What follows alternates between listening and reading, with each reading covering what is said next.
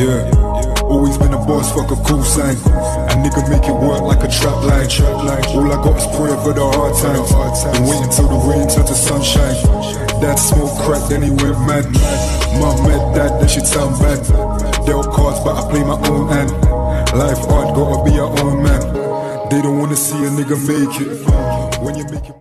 Like, you must have had challenges in all these different things. Yeah, like literally for sure, like it's always a challenge for the sheer fact because there's always like roadblocks.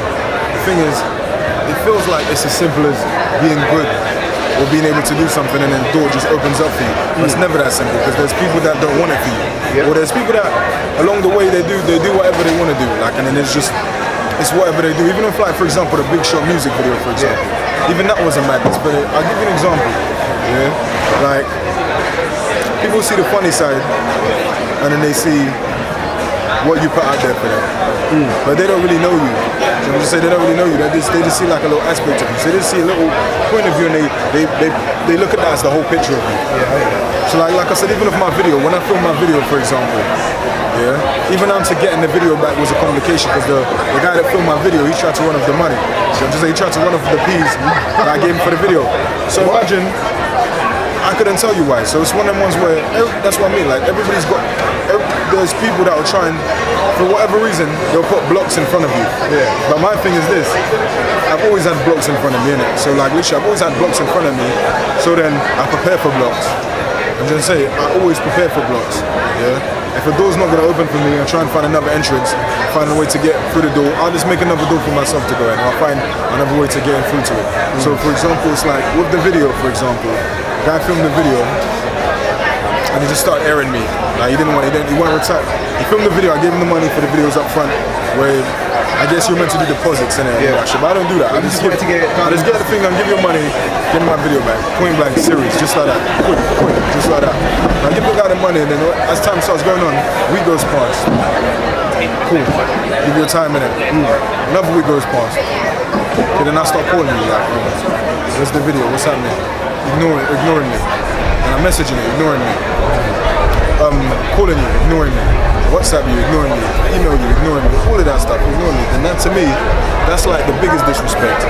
Because to me it's like everything can be solved with a phone call. And to me it's like when you don't want to return or pick up somebody's call when you owe them something, to me that's a big disrespect because then it's like 100%. It's not like then it becomes like you don't. Then it literally just becomes like you don't respect me. I don't care about your personal feelings to me. It just becomes you do not respect me enough to pick up your phone to tell me why. And then that's when it starts to fuck off. Do you know what I'm trying to say? So obviously people know me from one aspect. You don't know from the other aspect. You don't know what I've been through. You don't know my life up to this point. You don't know what I do aside from doing this. You don't know the hardships on situations like that. On a day-to-day basis, what I'm really like. I could just be all this camera stuff, all this Instagram stuff, could be all a facade that I'm trying to put out there for you. You don't know what I'm really like, and that's where the problem comes in. So then time goes by, whatever, and then the third week comes by, and I message him. It feels like it's starting to feel like you're avoiding me. It's starting to feel like you're really trying to avoid me right now. No reply. Call you. No reply. So then literally that night I couldn't sleep, bro, because then I really started thinking like the disrespect, and that's what started fucking with me. The disrespect, that's what really starts to fuck with me. And the thing is, I got OCD, and I used to have like, I had a really bad OCD in it, so like I think about things over and over and over and over, and I wouldn't let them go. Even to now, I don't let things go.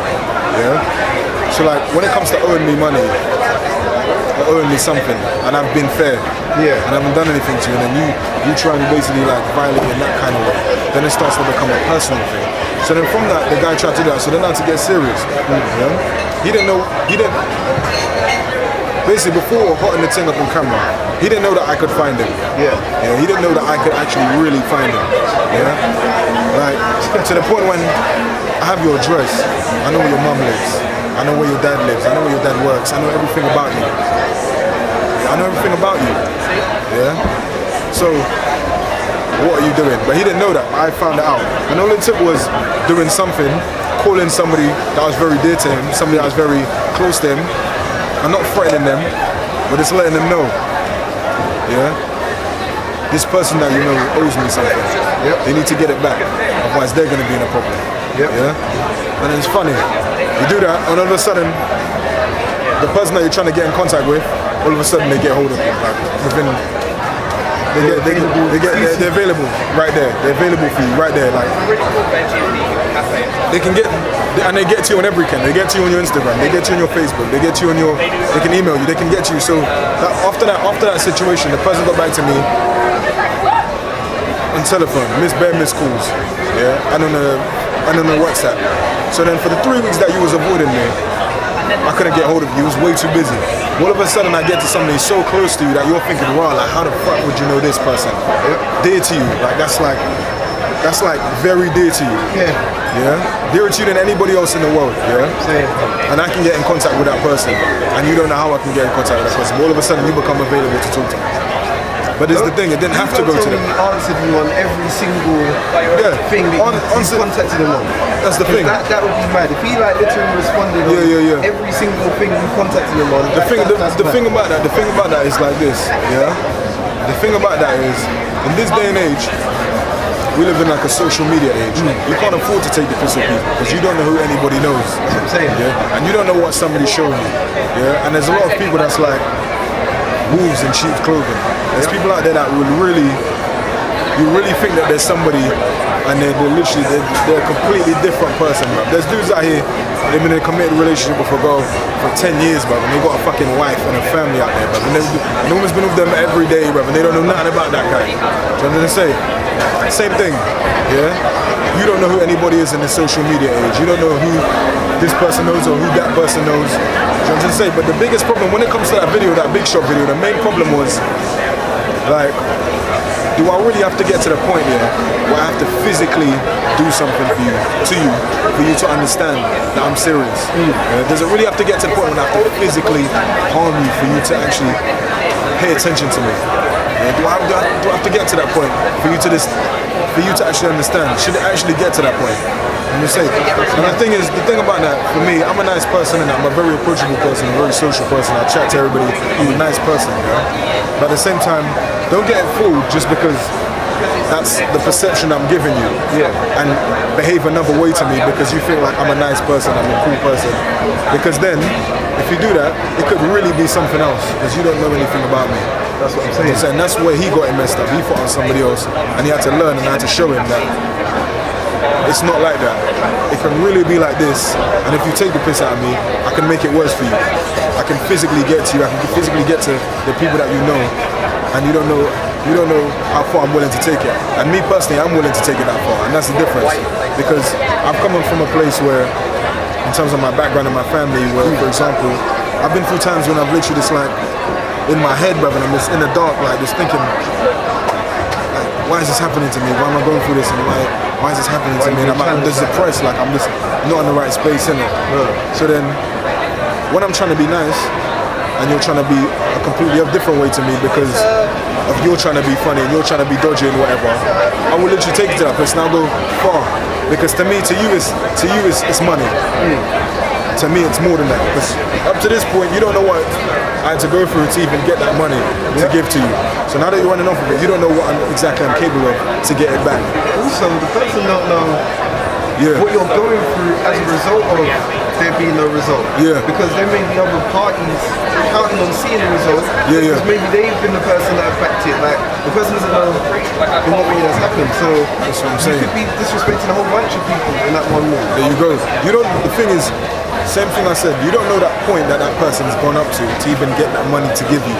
So to you is breaking it down. To you is £10. Yeah. That person might have to scrape, fucking clean up dog shit on the road, do madness, go and do something to somebody, go steal it from a shop, yourself, just to get that little thing to give to you, and you want to take away and run away. You don't know what that means to them, and you don't know what taking that away.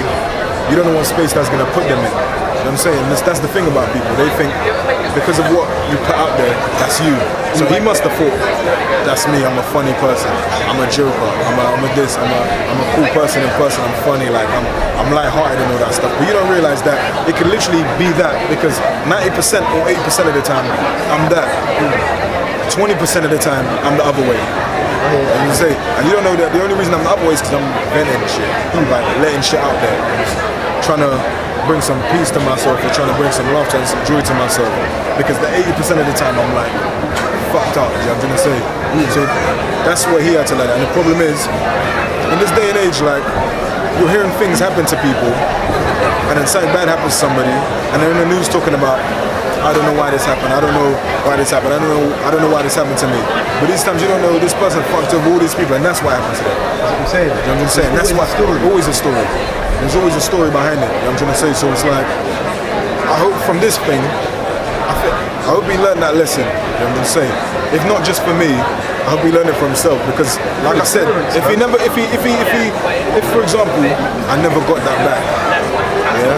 Like I said, I would have been outside his house, I would have just been ready to do something to him. You know what I'm trying to say? I already planned in my head the consequence of what could have happened if I did something, and I was okay with it.